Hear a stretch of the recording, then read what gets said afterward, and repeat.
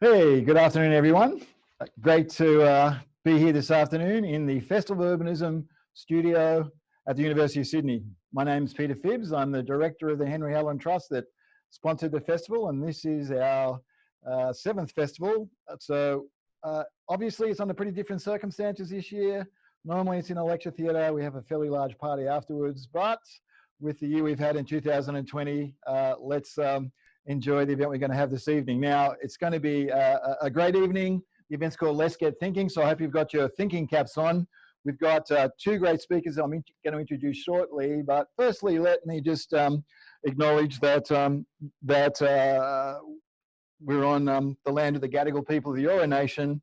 It's upon their ancestral lands that the University of Sydney is built.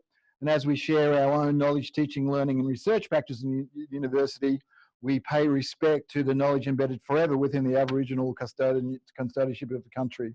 So let's just have a look at who we got tonight speaking. And we've got two great speakers tonight. We've got David Holmes from Monash University and Dr. Laurel Bossy, philosopher from University of Tasmania. We're going to first hear from David. So I'll introduce David now.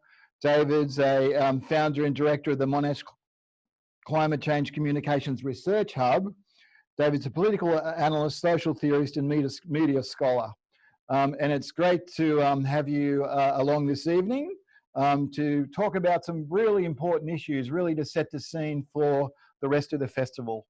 The festival's theme is very much around making better places. What are the lessons from COVID-19 and the bushfires of 2019-20 as we try and make better cities and other places in Australia? Okay, so the way things are going to roll, we're going to hear from David, who's going to talk for about 15 minutes. And then there's a chance for you to ask questions of David, and then later Laurel. And you do that just by sticking them into the chat that you'll see on your screen. So really keen to hear some questions. We had some great questions in the first session earlier today. So let's get the conversation started, David. Now, I've sort of, been a follower of climate change for quite a long time. The idea of a climate change communications research hub, where did that come from? Normally, climate change is about scientists and, people studying a whole range of things. What's with the communication research hub?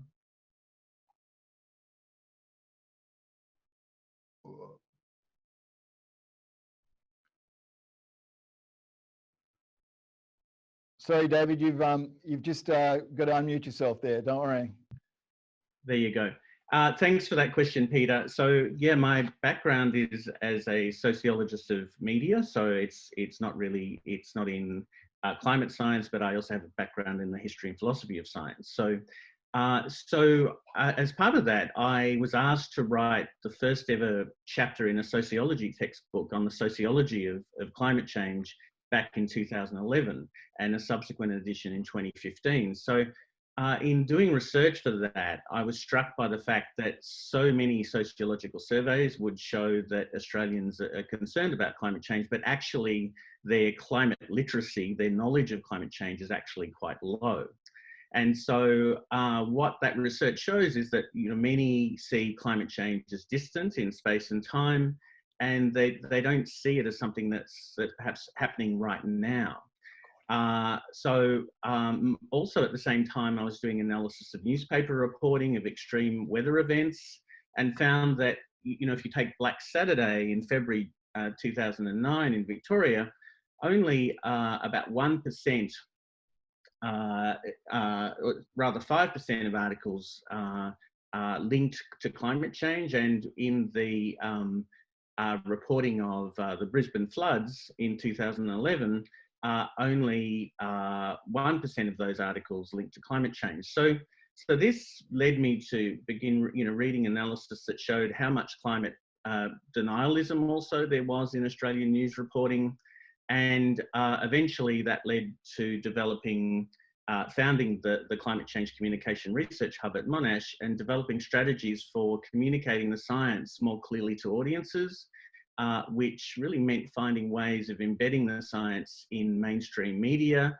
where attention already is. So very different from what an NGO does, which NGOs, they're kind of competing for attention, saying, look at me, there's a crisis, we need to do something about it, we need action, rather than going to, so they're trying to get attention rather than going to where the attention already is.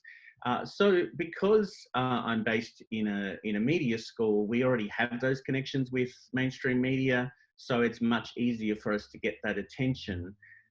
So we also developed a methodology that we've sort of followed from the Centre for Climate Change Communication in the United States, called non-persuasive communication. So non-persuasive communication is really factual information, repeated often to large audiences by trusted sources. Okay, so our research found that facts in themselves don't really convince people a whole lot, but if those facts are delivered by trusted sources, that really is a game changer. So we started to research, well, what are all the trusted sources, and found that weather presenters on TV are very highly trusted on climate. Local newspapers rather than national newspapers are really highly trusted. And we also looked at, well, with these trusted sources, who also gets really large audiences, and weather presenters certainly do, and local newspapers do. They're very popular. And a couple of other aspects of that research was that that audiences connected with local information far more than national or global. You tell someone the world's going to warm up by 2 degrees, from pre-industrial, and it's hard for them to figure out what that means. So this really has informed our sort of communication strategies. You've been running for quite a while now. Tell me one of the things you're probably most proud of as a founder of that centre. Sure. Well, I think our program called Climate Communicators, which partners with television weather presenters to present climate information, is probably the one that we're most proud of at the Hub. And the best way to explain that is to just show you a short clip by sharing screen, which I will do here. So there we go. So I'll just show you a short example of this. Here we go.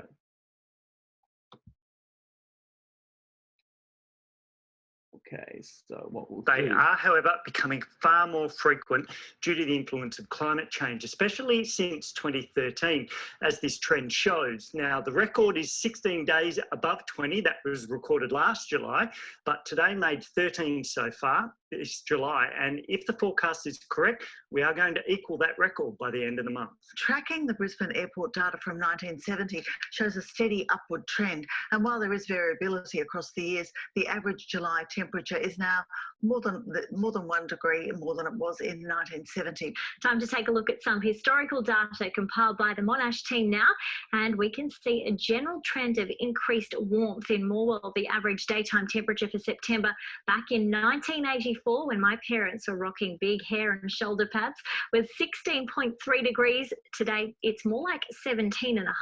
Meanwhile, when we look at Morwell's coldest September days, we can see an increase of 1.6 degrees compared to the coldest in 1984. I would like to show you a... So they're just three of hundreds of charts that we've got on television networks across the country, and that's our reach. We reach over half of the Australian free-to-air audience in capital cities, and as well as on ABC News 24, and as well as a whole lot of regional towns in Queensland. So I guess that's where we've had the most success. So therefore, I would say, I would say we're most proud of this particular project. Okay, good. No, that's great, Dave. I can tell you I had pretty big hair back in 1984 too. But do you think after the summer bushfires, when there was obviously a lot of talk about the connection between the fires and climate change, do you think at that stage you really thought you managed to get climate change back into the media in lots of sources other than just in the weather? Yeah, well, I think Black Summer was really a turning point for climate perceptions in Australia. You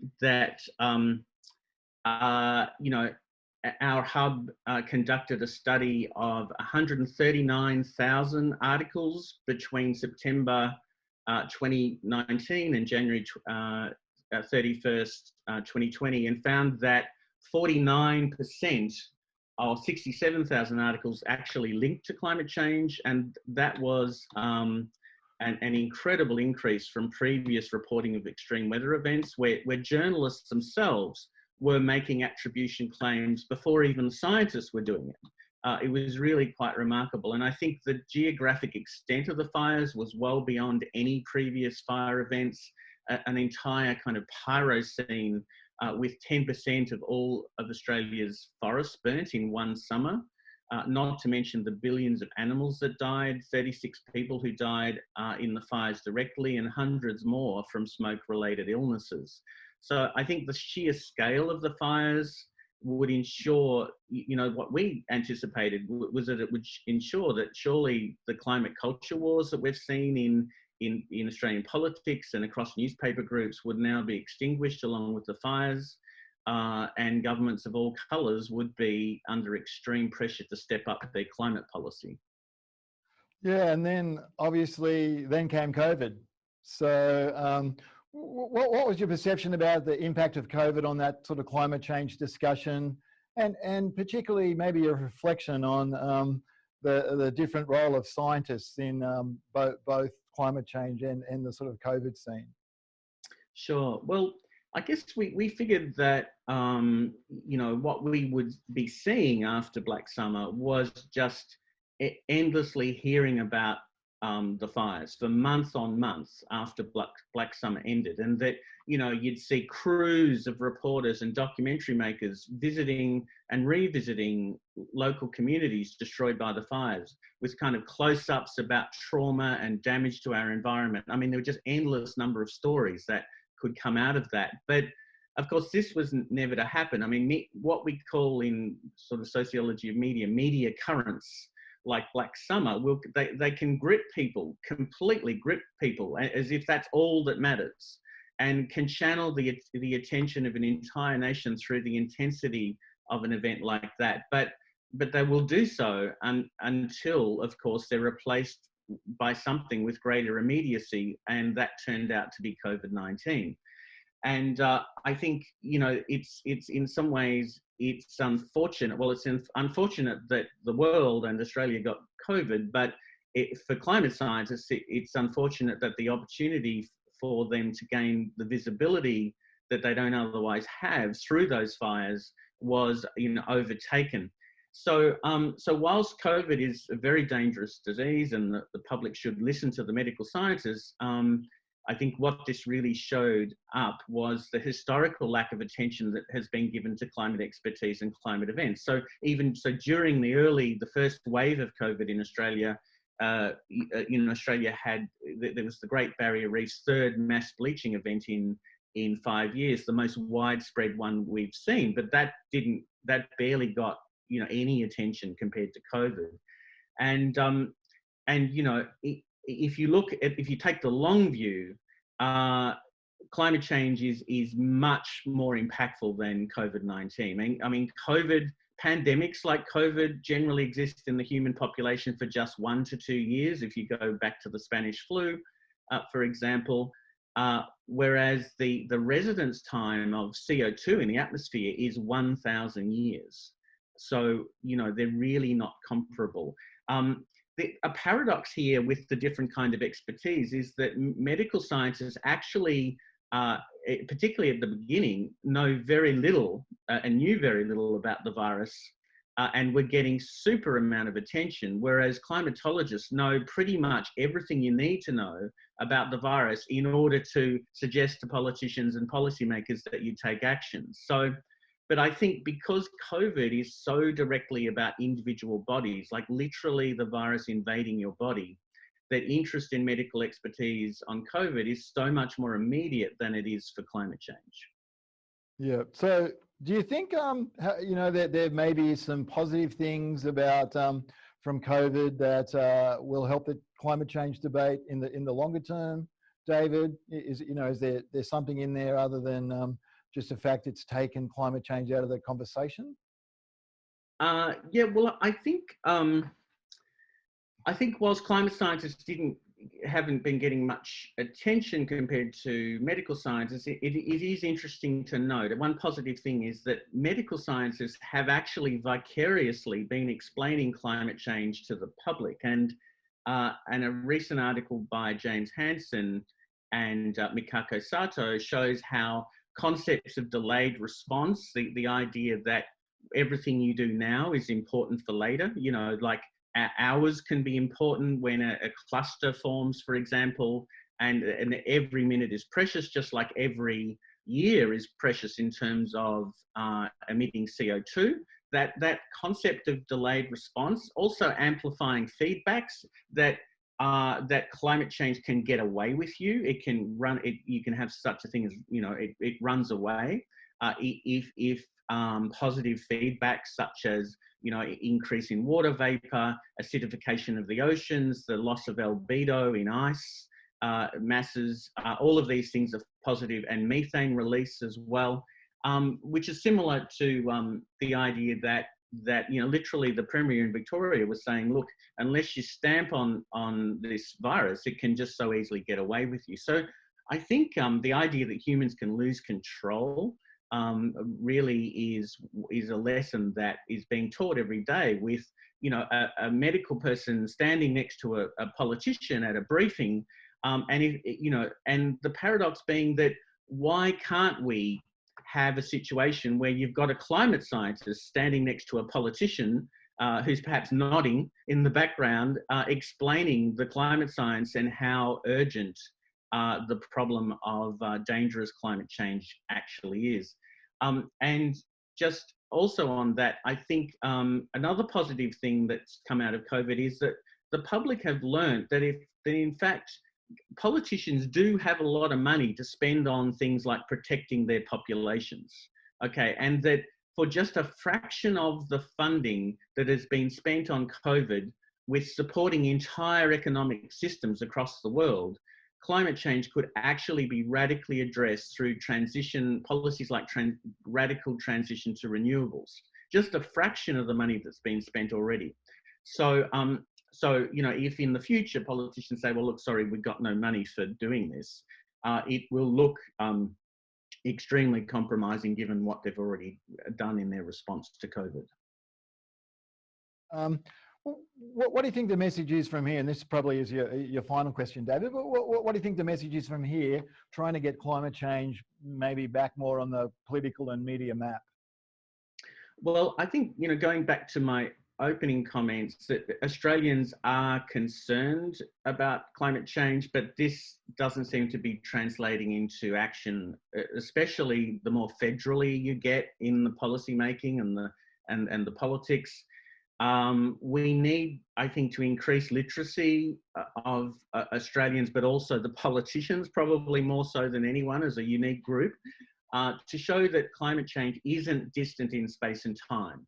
And that most Australians, whilst most Australians think it is, and they say they're concerned about the future, we only actually have 9 years before we get to 1.5 degrees and about 15 more years after that to get to 2 degrees.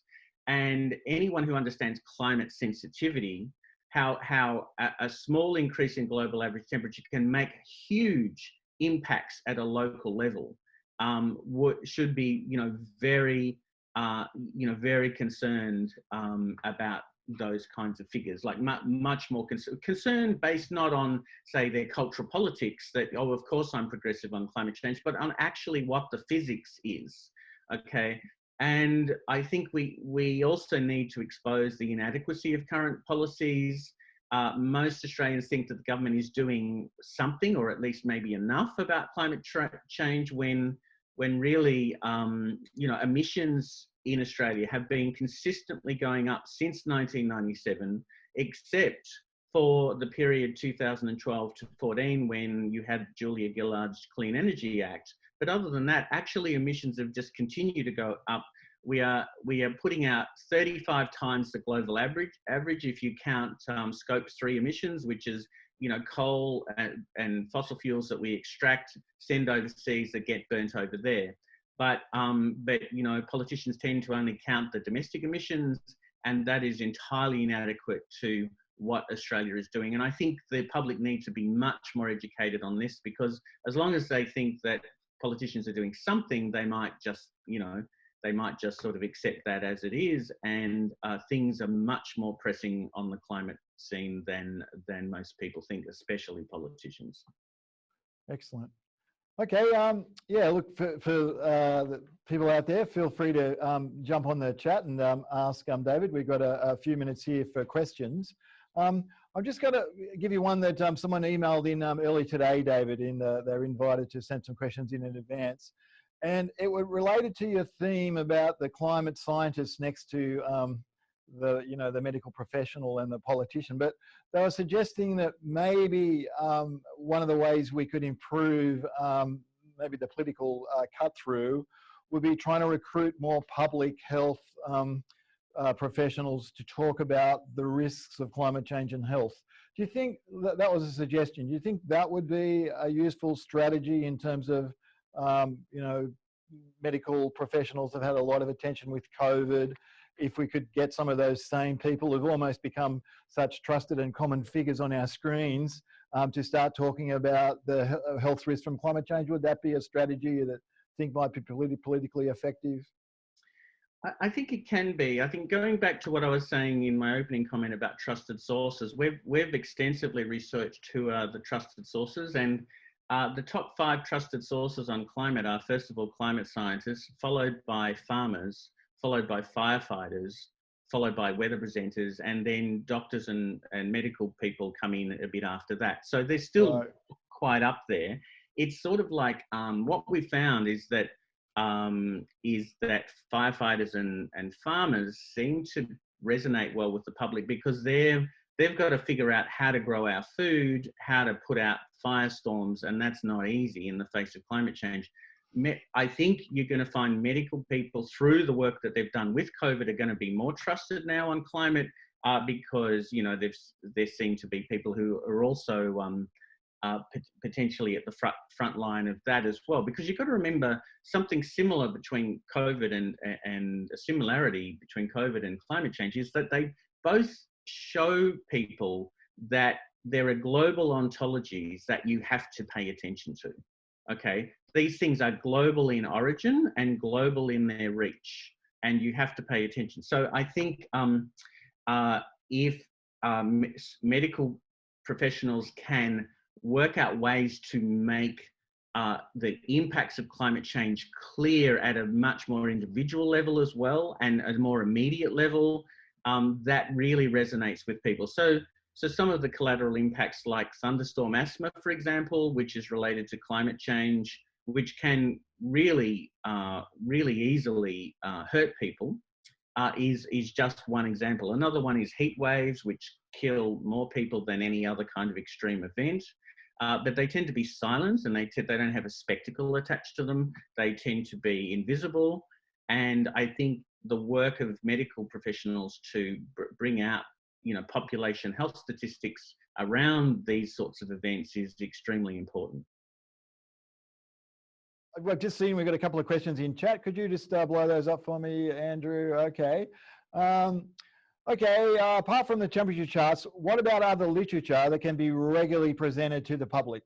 Okay, so you showed some temperature charts in your weather, your weather clips. Is there other literature you think that could be regularly presented to the public that would be effective? Sure. Well, I haven't mentioned yet another project we're proud of, which is called Changing Climates, which delivers newspaper columns to News Corp publications at a local level.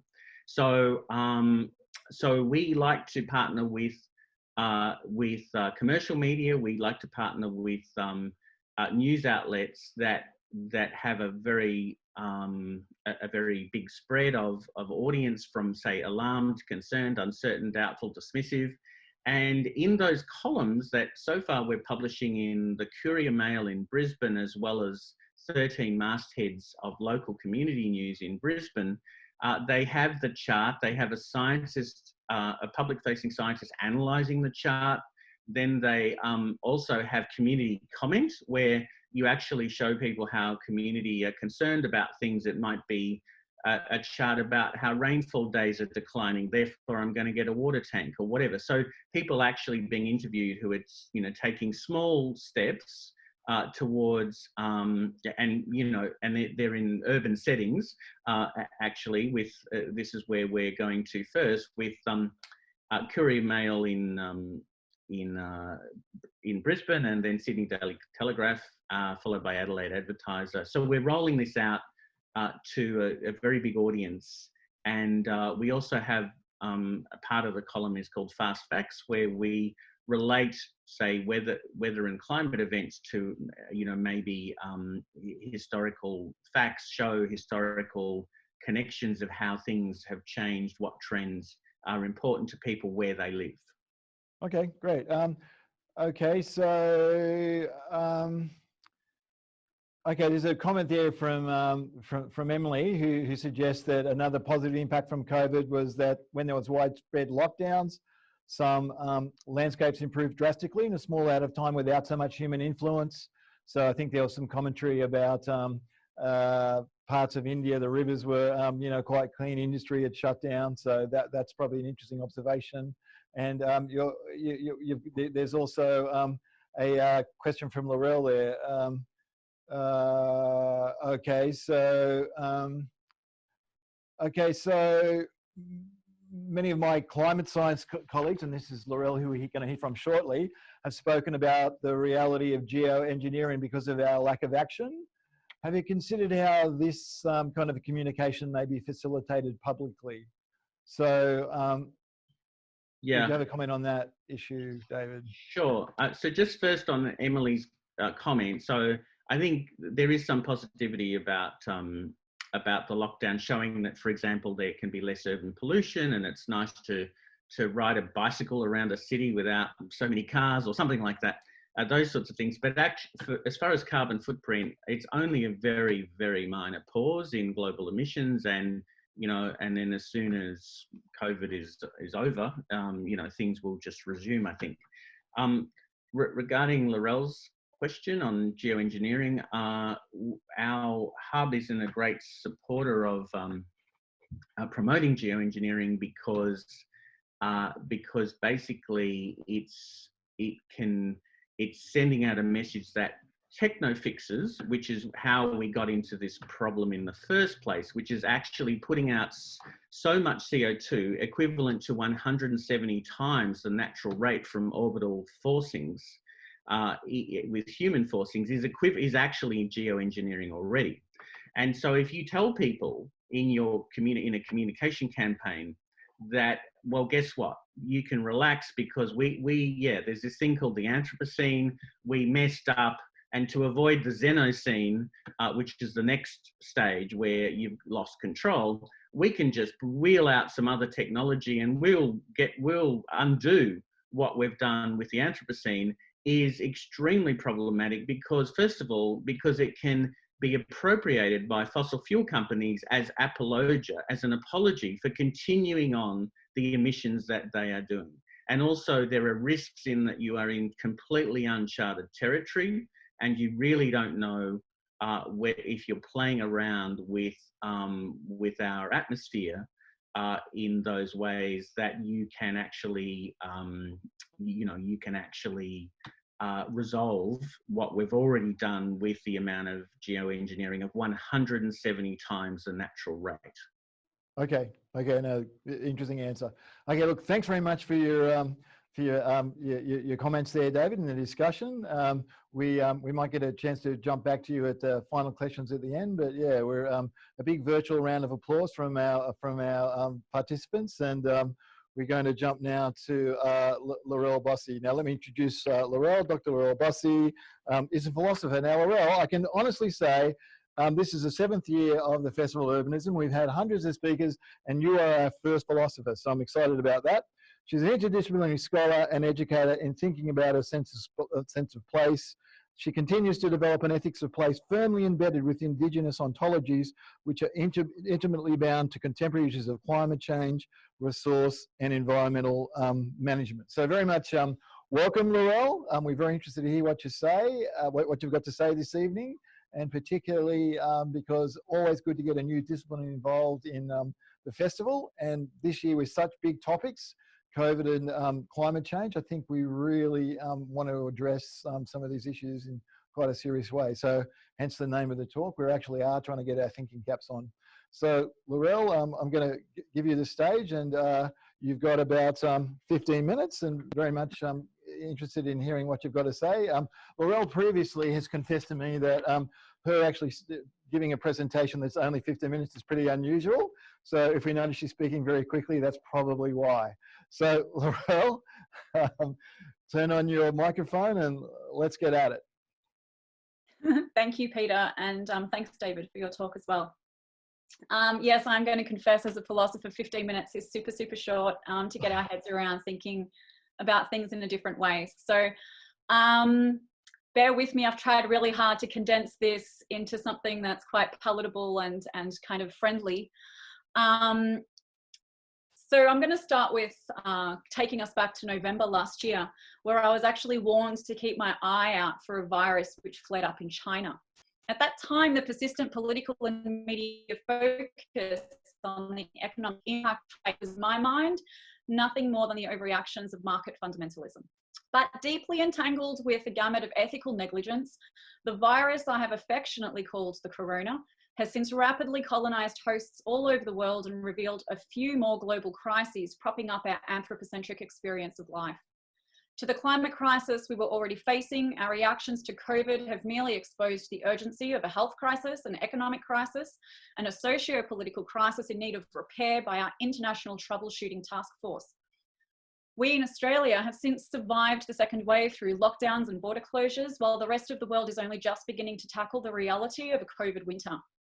Of course, the well-being and financial consequences of surviving a COVID winter has been both deleterious for some, whilst productive or even a flourishing recourse for others. As a community, a nation, and a planet, these polarities too exist. Yet while in Australia we have mostly succeeded through to spring, we of course also now smelling to come our fire season. So what can I, this philosopher, have to add the think tanks performing mental gymnastics around the chaos we find ourselves living in? Unlike the experts flooding media coverage, I'm not a medical specialist or virologist, nor a policymaker or economist. I'm not even a climate scientist, who are largely ignored by precisely the same governments that fund them. I'm not a sociologist nor a social media junkie, although as you can see, my on-screen time has exponentially risen the past months.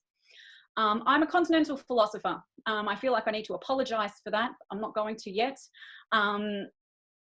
And I'm most recently committed to thinking about a sense of place, with a particular interest in our experience in place. So unlike other specializations, I am most interested in the existential crisis that lays at the very foundation of these subsidiary, internationally shared, life-altering crises. I'm interested not in answering the questions they raise, but mostly in the way we try out. So these global lockdowns have not been a time to feed conspiracy theories or fears of government overlords, but rather a well-deserved stepping back from the rat race we have assumed to be our existence, and embrace the contemplations we are invariably too busy to face in our day-to-day lives.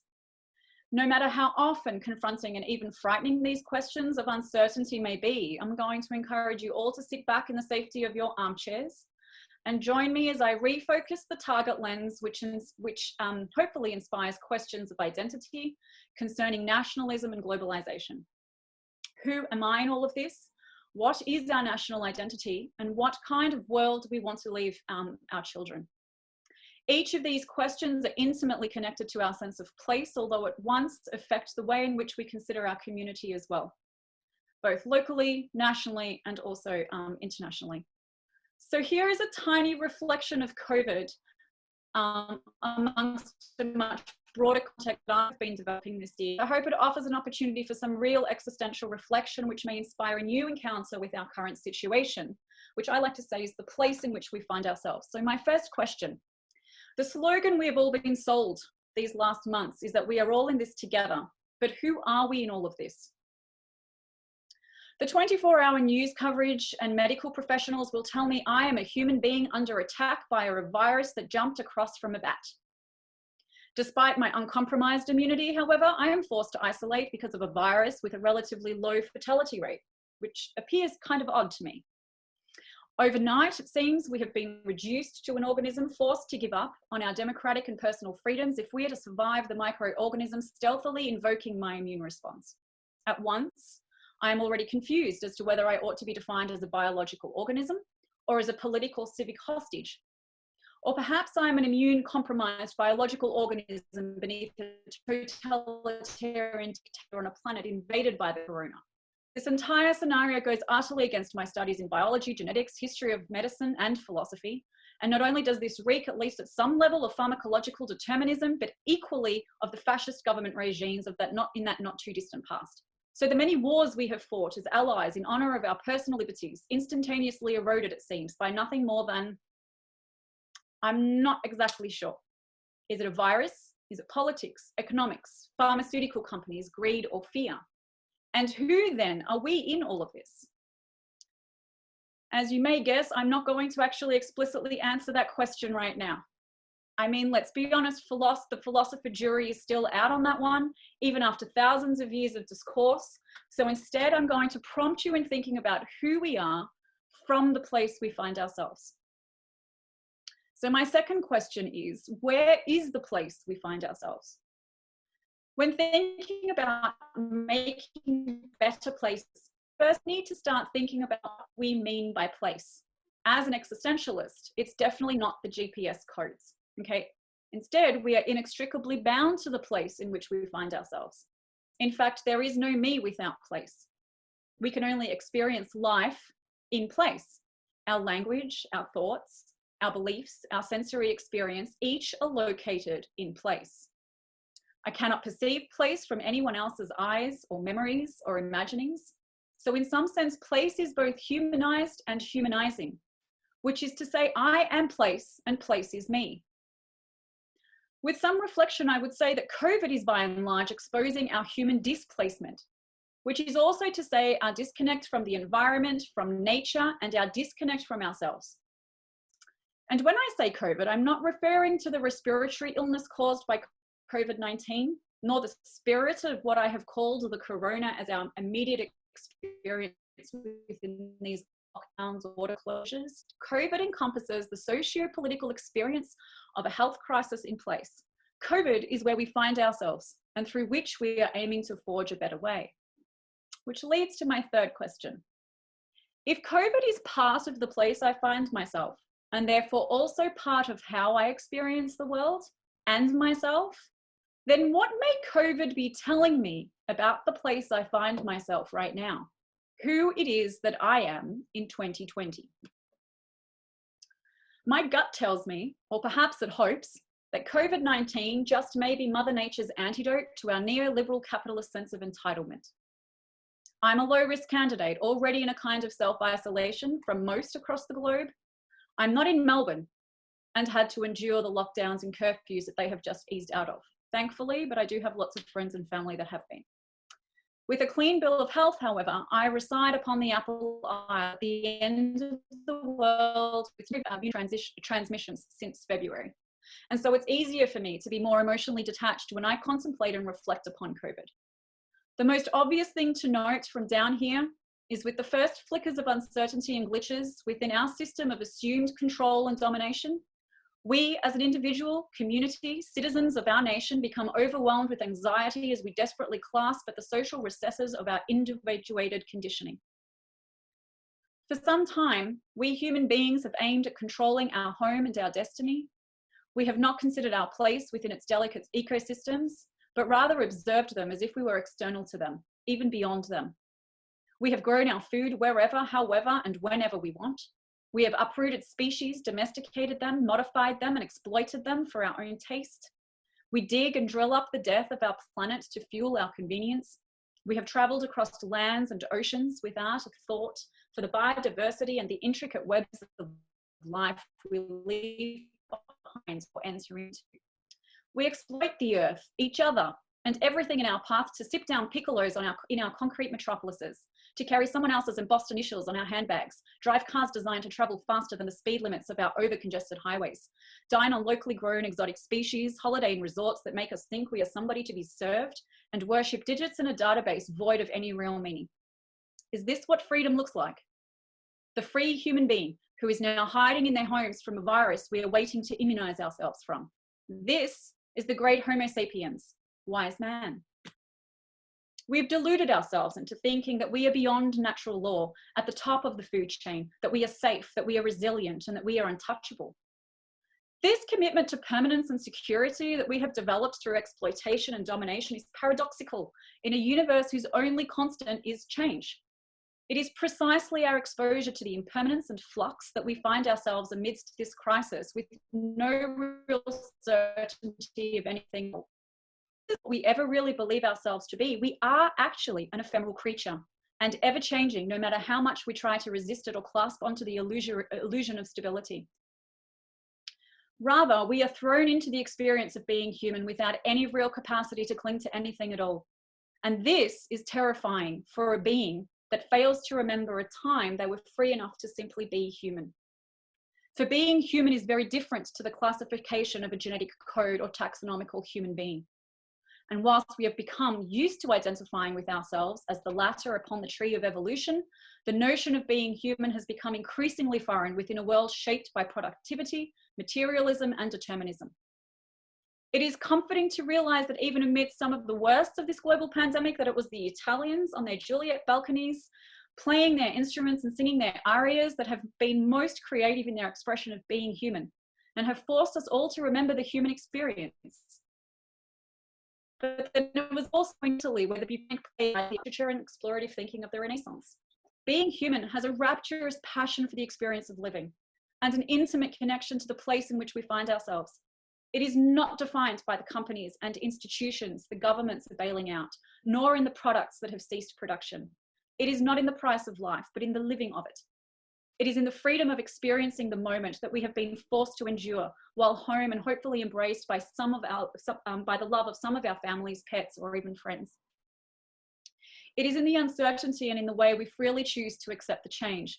It is in the fragility of our mortality and in our humbling to the flourishing natural world we are hiding from. It is in the way in which we are able to smile in the very place we wake up in, free from the dictation we thought was the key to our very liberty. Free from the dictation we thought was the key to our very liberty.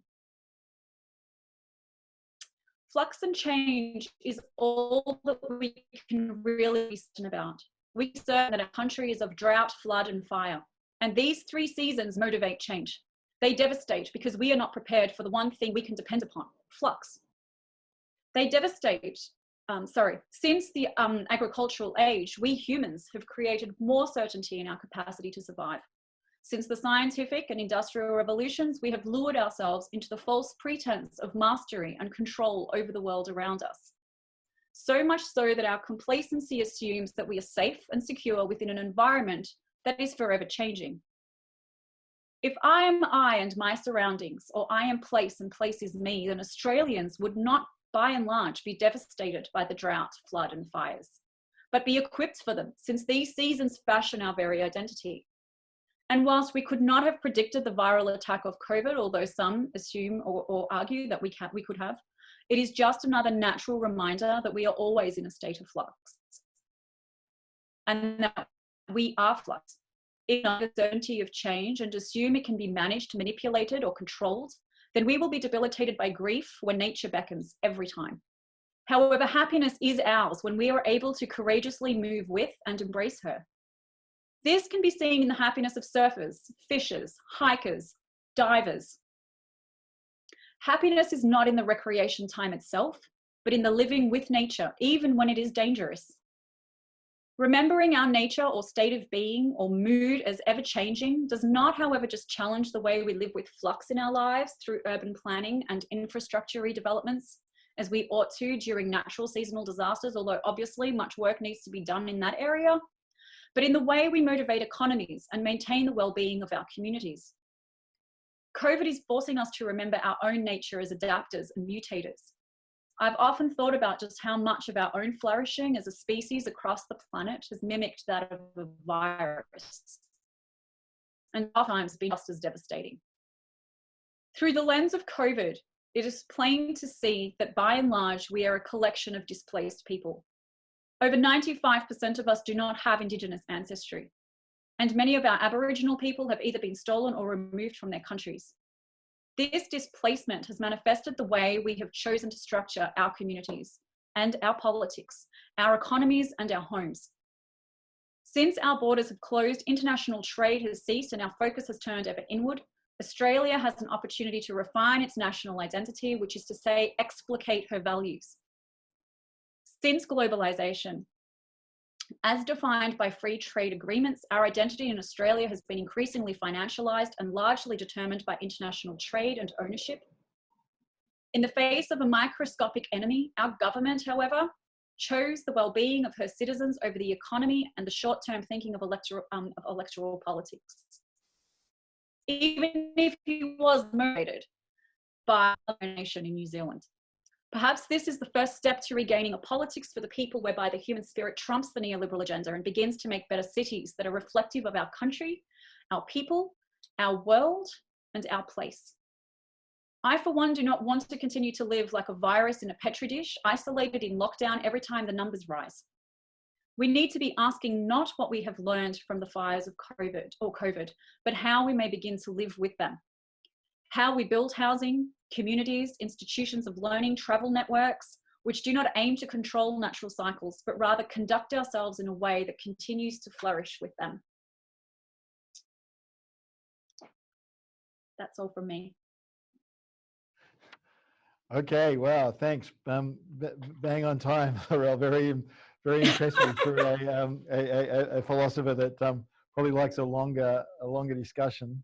Yeah, the same with David. I had a couple of questions in advance that Laurel that were sent in with the Zoom reminders, and one of them was around was from someone that what she found interesting from COVID was the way that she actually reflected on her life.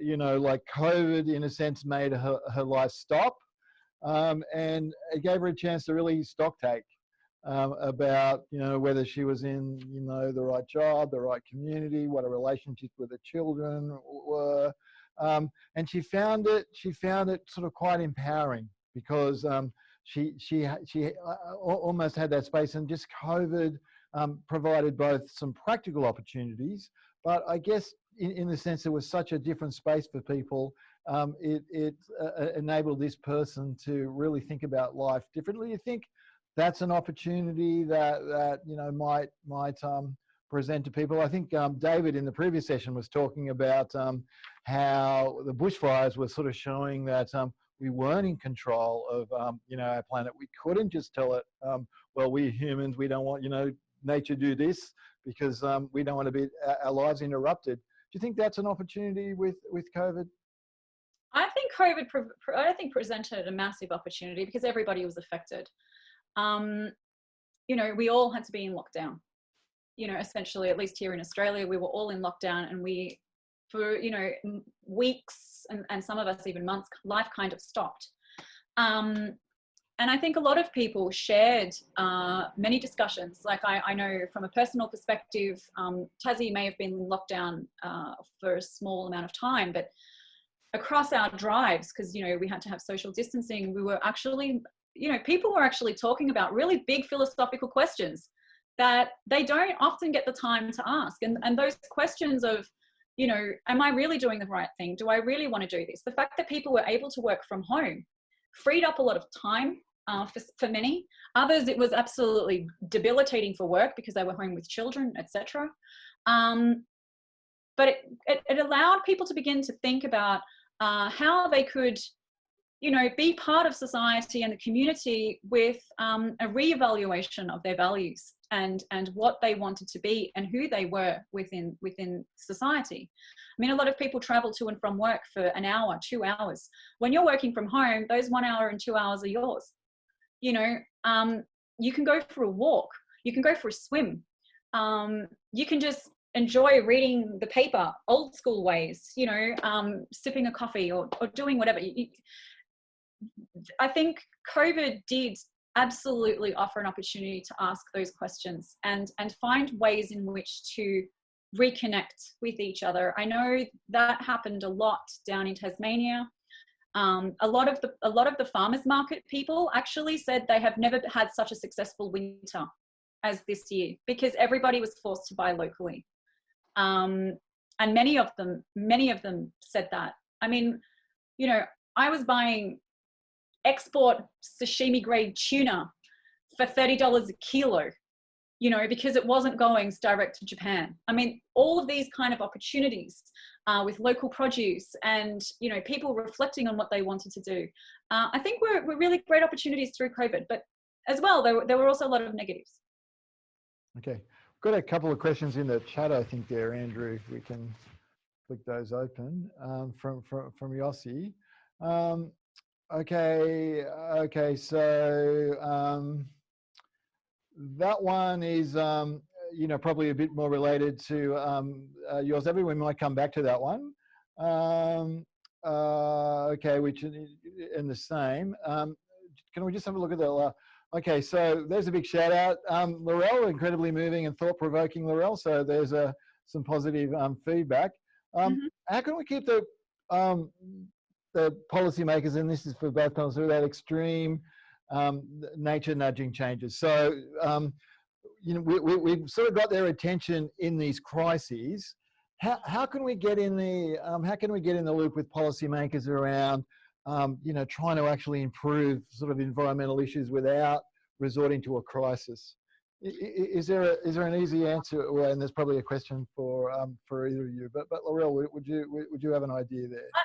I might shoot it off to David once I've said this much. I actually found what David said was really interesting, and I think also supportive of a lot of my work on a sense of place, which was that people trusted the local news, or they trusted a much more local stream of information. And so I think in a lot of ways, these policymakers, perhaps a way of and David may say something different, but I think we're going back to local communities here. I think we're looking at your own councils. I mean, I know that, I mean, Tassie is quite different to a lot of the rest of the country, but not too distant in the way in which politics works in general. You know, there's a big shift to looking at really local councils and really forcing them to kind of make particular action and take action in particular ways. It's becoming, I think, much more grassroots down here as well, which I think there is also examples of that in places like WA, and I think more rural communities around the country in general, which then feeds out into, you know, at least state politics. And then, of course, you would hope that if, you know, it kind of feeds off that way, you know, larger policymakers, you know, nationally may actually take heed. But David may have something a little bit more concrete to say about that. Yeah, so look, I think I'd agree with Laurel. I mean, attention needs to be given to how human actions scaled at a very local level are just critically important, whether it's wearing a mask or you know, actions that you take towards climate change, even though they're global problems. And surveys recently in America and in Australia show that even though there's been less media attention on climate change, for example, it's human-caused climate change, concern about that has actually gone up during the coronavirus, which is really interesting, even though media attention has gone way down. Okay, so, but I guess something where, and I wanted to ask Laurel about this because you concluded in your talk that we need to learn to live with the virus and we need to learn to live with climate change. But are you advocating that we have an adaptation-only approach? Or because, you know, mitigation is still, it's just crucially important. And you can actually link climate change and COVID when you see how, I mean, some studies have come out already showing climate change pushes natural reservoirs of viruses, such as bat colonies poleward, and so new chains of human-animal contact emerge and virus spillover emerges. So actually these things are all related.